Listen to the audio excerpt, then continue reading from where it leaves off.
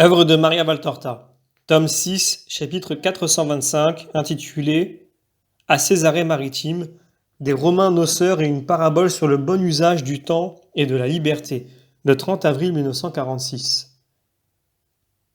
Césarée dispose de vastes marchés où affluent les denrées délicates destinées aux tables raffinées des Romains, près des places où, dans un kaléidoscope de visages, de couleurs, de races, se trouvent les aliments les plus humbles. Il y a des magasins réservés aux produits plus luxueux de toute provenance, aussi bien des diverses colonies romaines que de la lointaine Italie, pour rendre moins pénible l'éloignement de la patrie. On en trouve des commerces de vins ou de mets précieux importés d'ailleurs, sous des portiques profonds, car les Romains n'aiment pas être brûlés par le soleil ou mouillés par la pluie quand ils se procurent, pour leur bouche raffinée, les victuailles qu'ils consommeront au cours des banquets. C'est bien d'être épicurien pour satisfaire le palais, mais il faut aussi veiller à la protection des autres membres. Et c'est pour cela que des portiques ombreux et frais, des galeries protégées de la pluie, mènent du quartier romain, presque entièrement groupé autour du palais du proconsul, resserré entre la route littorale et la place des casernes et des impôts, au magasin romain, près du marché des Juifs. Il y a beaucoup de monde sous ces portiques, pratiques sinon élégants, à l'extrémité qui donnent sur les marchés. Ce sont des gens de toute espèce, esclaves et affranchis, et même quelques rares riches noceurs entourés d'esclaves qui, ayant laissé leur litière dans la rue, passent nonchalamment d'un comptoir à l'autre en faisant des emplettes que les esclaves emportent vers leur maison. On assiste aux habituelles conversations oiseuses quand deux riches Romains se rencontrent. Le temps, l'ennui, dans un pays qui n'offre pas les joies de l'Italie lointaine, le regret des spectacles grandioses, le programme des festins et des conversations licencieuses. Un Romain, précédé d'une dizaine d'esclaves chargés de sacs et de paquets, en rencontre deux autres de son rang. Salutations réciproques. Salut Ennius. Salut Florus Tullius Cornelius. Salut Marcus Heraclius Flavius. Quand es-tu revenu? Avant-hier à l'aube, mais je suis épuisé. Toi épuisé? Quand donc transpires-tu? Plaisante le jeune dénommé Florus. Ne te moque pas, Florus Tullius Cornelius. Maintenant, justement, je suis en train de transpirer pour les amis. Pour les amis? Nous ne t'avons pas demandé de te fatiguer, objecte l'autre plus âgé, appelé Marcus Heraclius Flavius. Mais mon amour pense à vous. Ô cruel qui me méprisez. Voyez-vous cette file d'esclaves chargés de paquets? D'autres les ont précédés avec d'autres paquets. Et tout cela pour vous faire honneur. Alors c'est cela ton travail, un banquet? Et pourquoi? Crient bruyamment les deux amis. Chut! Un pareil vacarme entre nobles praticiens. Vous ressemblez à la plèbe de ce pays où nous en usons en orgie et oisiveté. Nous ne faisons rien d'autre. Je me demande encore pourquoi nous sommes ici. Quelles sont nos tâches? Mourir d'ennui en est une. Enseigner à vivre à ces lamentables pleureuses en est une autre. Et semer Rome dans les bassins sacrés, des femmes hébraïques, en est une troisième. Profitez, ici comme ailleurs, de nos ressources et de notre puissance à laquelle tout est permis. En est encore une. Les trois alternent comme pour une litanie, et ils rient. Cependant, le jeune Florus s'arrête et s'assombrit. Mais depuis quelque temps, une brume tombe sur la joyeuse cour des Pilates. Les plus belles femmes ont l'air de chastes vestales et les maris favorisent leurs caprices. Cela fait grand tort aux fêtes habituelles. Oui, cet ascétisme est dû à ce grossier Galiléen, mais cela passera vite. Ah, tu te trompes, Ennius. Je sais que Claudia elle-même est l'une de ses conquêtes, et à cause de cela, une étrange réserve dans les mœurs s'est installée dans son palais. On a l'impression d'y voir revivre l'austère Rome républicaine. Cela sent le moisi. Mais depuis quand? Depuis le doux mois d'avril favorable aux amours. Tu ne sais pas, tu étais absent. Mais nos dames sont devenues lugubres comme les pleureuses des urnes funéraires, et nous autres, pauvres hommes, devons chercher ailleurs beaucoup de consolation. Elles ne nous sont même pas permises en présence de ces pudibondes. C'est une raison de plus pour que je vienne à votre secours. Ce soir, grand dîner. Et, en plus, grande orgie dans ma maison. À Cyntium, où je suis allé, j'ai trouvé des délices que ces abrutis tant regardent comme immondes. Des pans, des perdrix, des échassiers de toute espèce et des marcassins enlevés vivants à leur mère qu'on avait tués et engraissés pour nos repas. Quant au vin, ah, les doux et précieux vins des collines romaines de mes chaudes côtes de l'Iternum et de ses plages ensoleillées près de l'Assyrie, les vins parfumés de Chios et de l'île dont Citium est la perle, et ceux d'Ibérie, enivrants, propres à enflammer les sens pour la jouissance finale.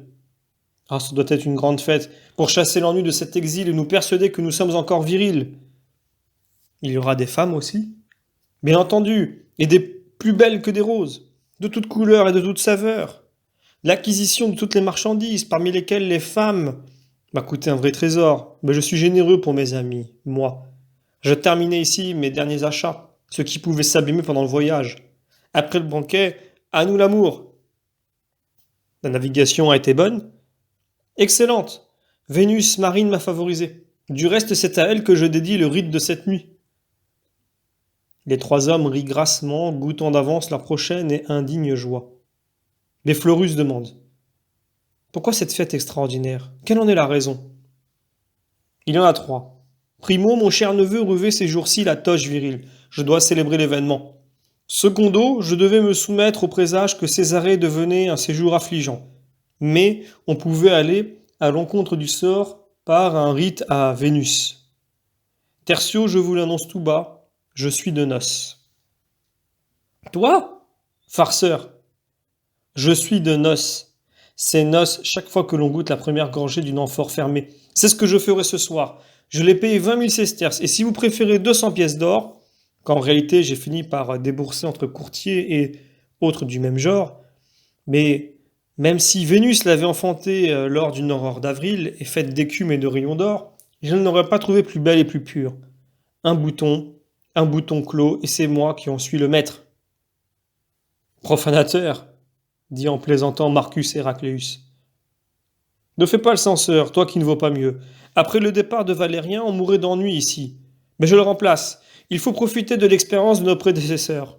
Je ne serai pas comme lui, assez sotte pour attendre que celle qui est plus blonde que le miel, je l'ai nommée Galla Cyprina, soit corrompue par les tristesses et les philosophies des émasculés qui ne savent pas jouir de la vie.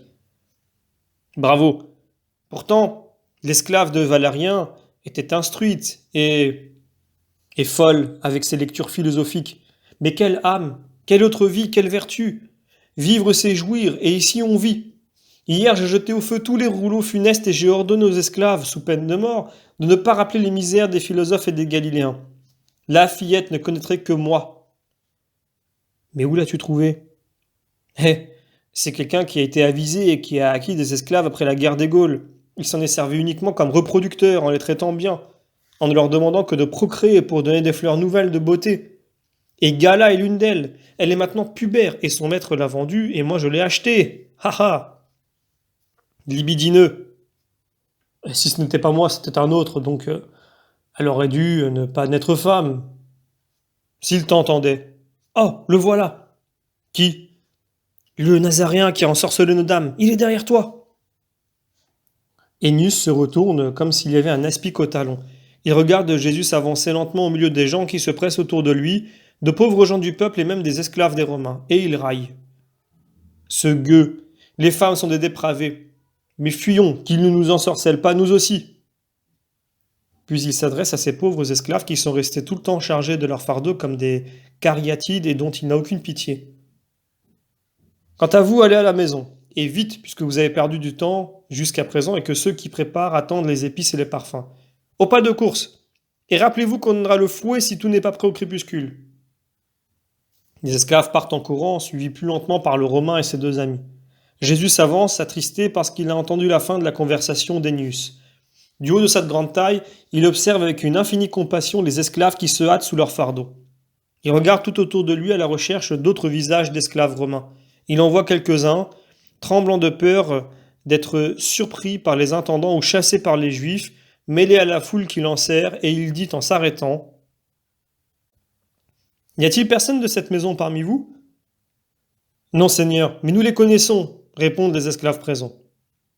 Matthieu, donne-leur une obole abondante. Ils la partageront avec leurs compagnons, pour qu'ils sachent qu'il y a quelqu'un qui les aime. Et vous, sachez et transmettez-le aux autres, qu'avec la vie cesse la douleur pour ceux qui ont été bons et honnêtes dans leur chaîne, et avec la douleur, la différence entre riches et pauvres, entre hommes libres et esclaves.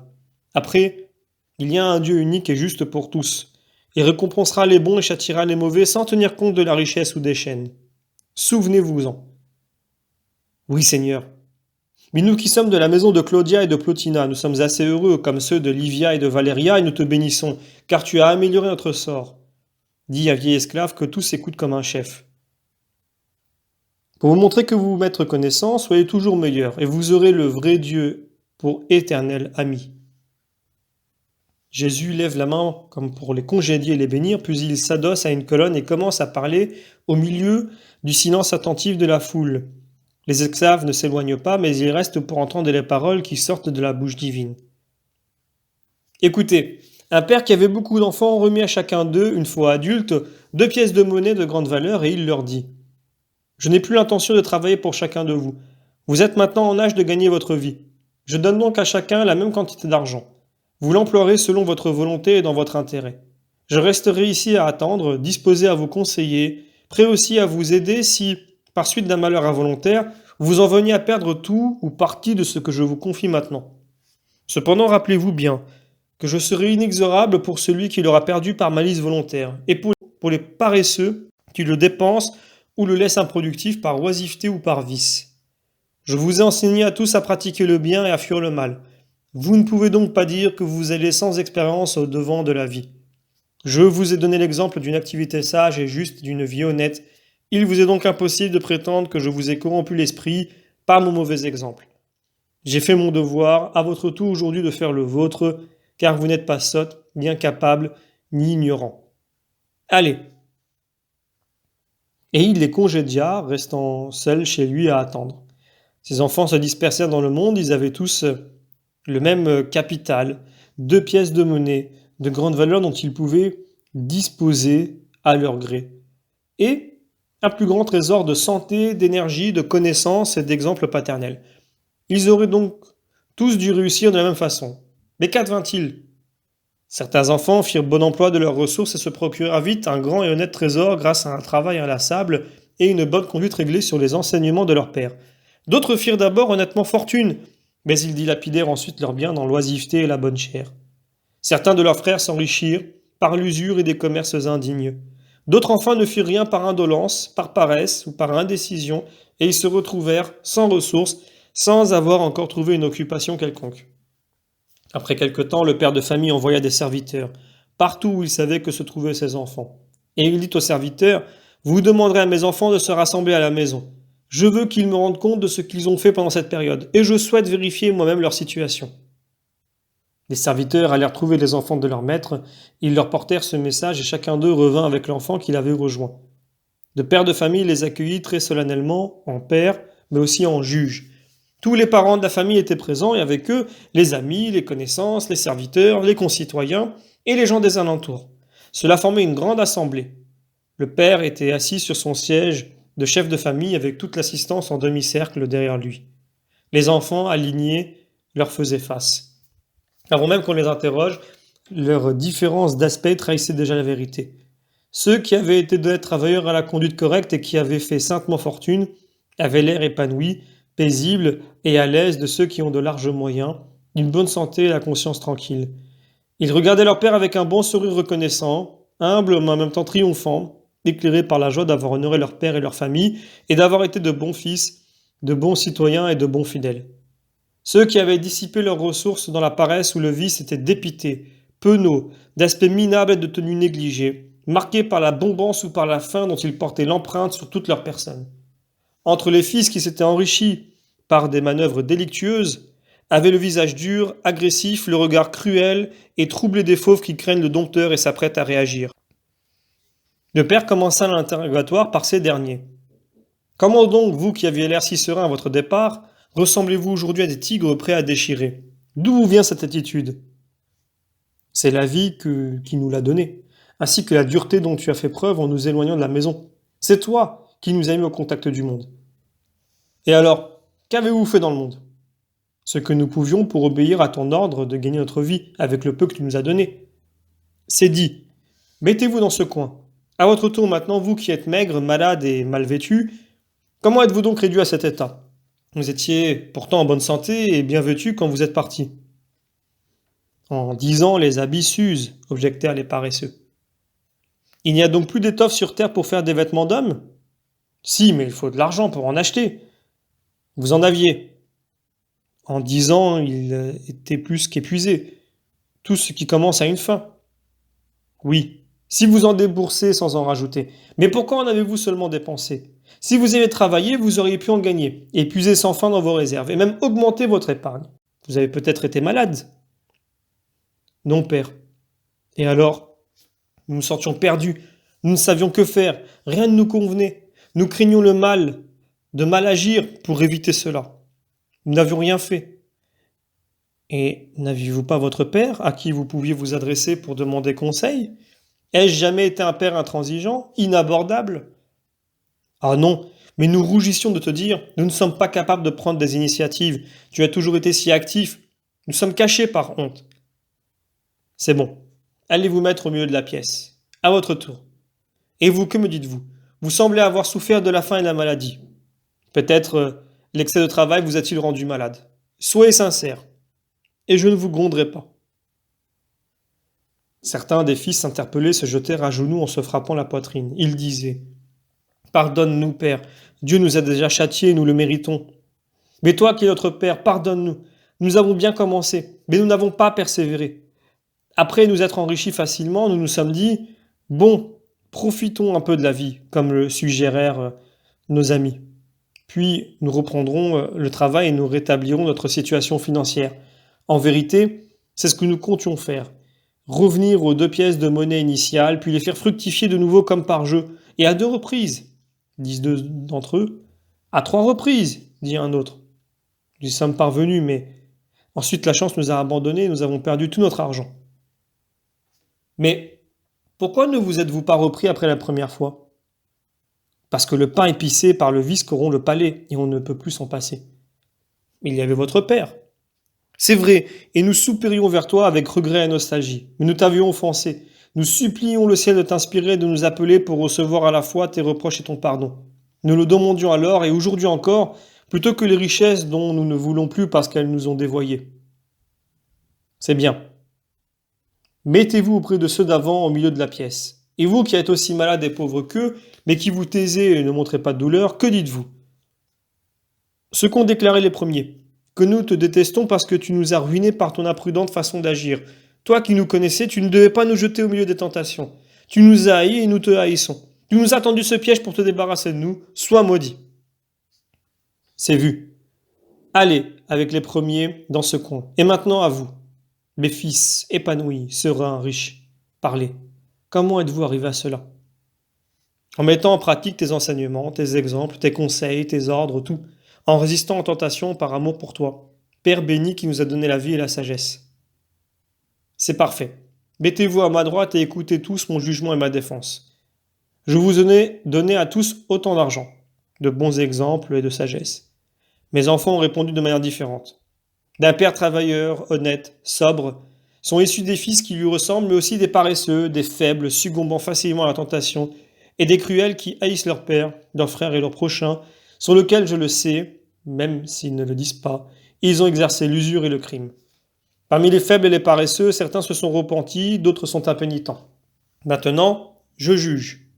Les parfaits se tiennent déjà à ma droite, égaux à moi dans la gloire comme dans les œuvres. Ceux qui se sont repentis seront de nouveau soumis à l'épreuve, comme des enfants qu'il faut encore instruire, jusqu'à ce qu'ils aient atteint le niveau d'aptitude qui les rende adultes.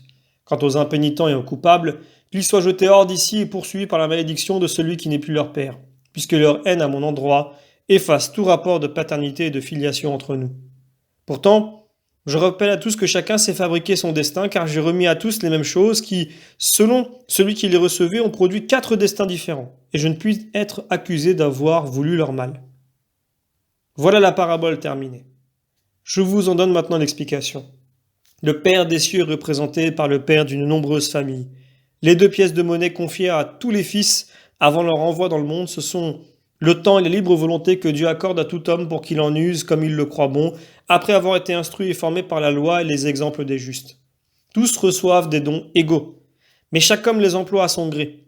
Il y en a qui thésaurisent le temps, leurs moyens, l'éducation, leurs ressources, tout pour le bien, et qui se gardent en bonne santé et sains, riches d'une fortune qu'ils ont accrue. D'autres commencent bien, puis se lassent et perdent tout. Certains ne font rien et prétendent que c'est aux autres d'agir. Il en est qui accusent le Père de leurs erreurs, ou qui se repentent et sont disposés à réparer, ou encore qui, non contents de ne pas se repentir, accusent et maudissent comme si leur ruine avait été imposée par d'autres. Dieu offre aux justes une récompense immédiate, à ceux qui ont reconnu leur tort, la miséricorde et le temps, de se racheter, pour arriver à la récompense par leur repentir et leur expiation. Mais il maudit et châtie celui qui piétine l'amour avec l'impénitence, qui suit le péché. Et il donne à chacun ce qui lui revient. Ne dilapidez donc pas les 2 pièces de monnaie, votre temps et votre libre arbitre, mais faites-en un bon emploi pour vous tenir à la droite du Père. Et si vous avez fauté, repentez-vous et ayez foi en l'amour miséricordieux. Allez, que la paix soit avec vous. Jésus les bénit et les regarde s'éloigner sous le soleil qui inonde les places et les rues. Mais les esclaves sont restés. Vous êtes encore là, mes pauvres amis? Mais n'allez-vous pas être punis? Non, Seigneur, si nous disons que nous t'avons écouté. Nos maîtresses te vénèrent. Où vas-tu aller maintenant, Seigneur? Elles désirent te voir depuis si longtemps. Chez le cordier du port. Mais je pars ce soir et vos maîtresses seront à la fête. Nous le dirons quand même. Elles nous ont ordonné depuis des mois de signaler tous tes passages. C'est bien. Allez, et vous aussi, faites bon usage du temps et de la pensée qui est toujours libre, même si l'homme est dans les chaînes. Les esclaves s'inclinent jusqu'à terre et s'éloignent en direction des quartiers romains. Jésus et ses disciples prennent une modeste ruelle et se dirigent vers le port. Fin du chapitre.